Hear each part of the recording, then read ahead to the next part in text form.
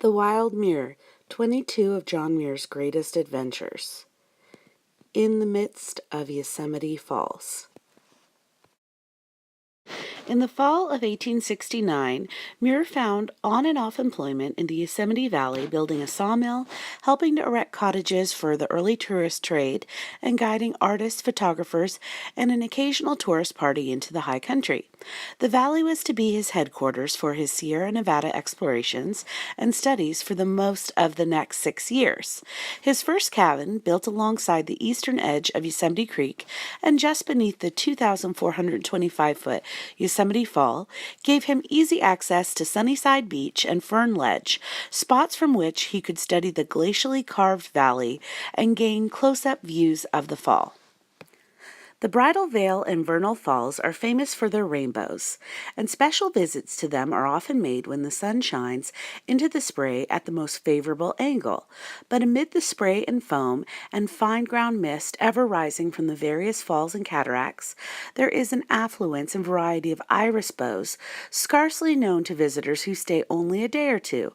Both day and night, winter and summer, this divine light may be seen wherever water is falling, dancing, singing, telling the heart peace of nature amidst the wildest displays of her power. Bright spring mornings, the black-walled recess at the foot of Lower Yosemite Falls is lavishly filled with irised spray, and not simply does this span the dashing foam, but the foam itself, the whole mass of it, beheld at a certain distance, seems to be colored and drifts and wavers from color to color, mingling with the foliage of the adjacent trees without suggesting any relationship to the ordinary rainbow.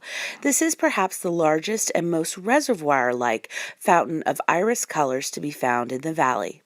Lunar rainbows or spray bows also abound in the glorious affluence of dashing, rejoicing, hurrahing, enthusiastic spring floods, their colors as distinct as those of the sun, and regularly and obviously banded, although less vivid. Fine specimens may be found any night at the foot of Upper Yosemite Fall, glowing gloriously amid the gloomy shadows and thundering waters whenever there is plenty of moonlight and spray. Even the secondary bow is at times distinctly visible.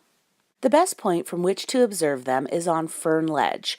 For some time after moonrise, at time of high water, the arc has a span of about 500 feet and is set upright, one end planted in the boiling spray at the bottom, the other in the edge of the falls, creeping lower, of course, and becoming less upright as the moon rises higher.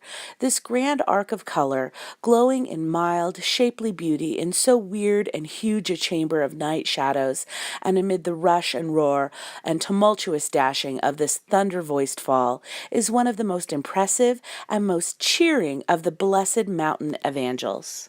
Smaller bows may be seen in the gorge on the plateau between the upper and lower falls.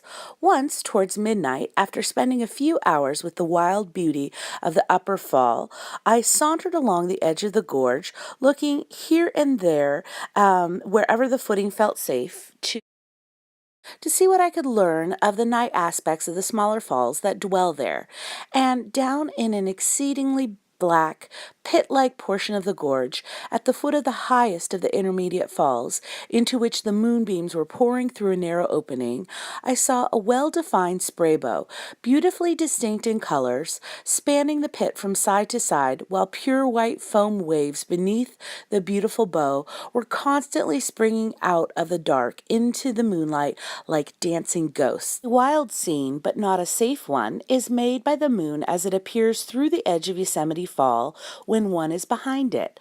Once, after enjoying the night song of the waters and watching the formation of the colored bow as the moon came round the domes and sent her beams into the wild uproar, I ventured out on the narrow bench that extends back of the fall from Fern Ledge and began to admire the dim-veiled grandeur of the view. I could see the fine gauzy threads of the fall's filmy border by having the light in front, and wishing to look at the moon through the meshes of some of the denser portions of the falls, I ventured to creep farther behind it while it was gently wind swayed, without taking sufficient thought about the consequences of its swaying back to its natural position after the wind pressure should be removed.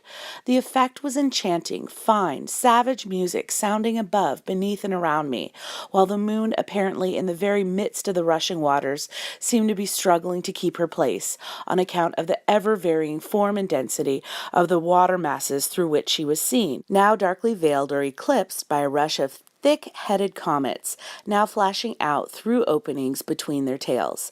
I was in fairyland between the dark wall and the wild throng of illuminating waters, but suffered sudden disenchantment, for, like which seen in Alloway Kirk, in an instant all was dark. Down came the dash of spent comets, thin and harmless looking in the distance, but they felt desperately stolid and stony when they struck my shoulders like a mixture of choking spray and gravel and big hailstones. Instinctively dropping on my knees, I gripped an angle of the rock, curled up like a young fern fawn with my face pressed against my breast, and in this attitude submitted as best I could to the thundering bath. The heavier masses seemed to strike like cobblestones, and there was a confused noise of many waters about my ears. Hissing, gurgling, clashing sounds that were not heard as music. The situation was quickly realized. How fast one's thoughts burn in such times of stress. I was weighing chances of escape. Would the column be swayed a few inches away from the wall, or would it come yet closer? The fall was in flood, and not so lightly would its ponderous mass be swayed. My fate seemed to depend on a breath of the idle wind. It was moved gently forward, the pounding ceased, and I was once more visited by glimpses of the moon. But fearing I might be caught at a disadvantage in making too hasty retreat, I moved only a few feet along the bench to where a block of ice lay. I wedged myself beneath the ice and the wall, and lay face downward, until the steadiness of the light gave encouragement to rise and get away.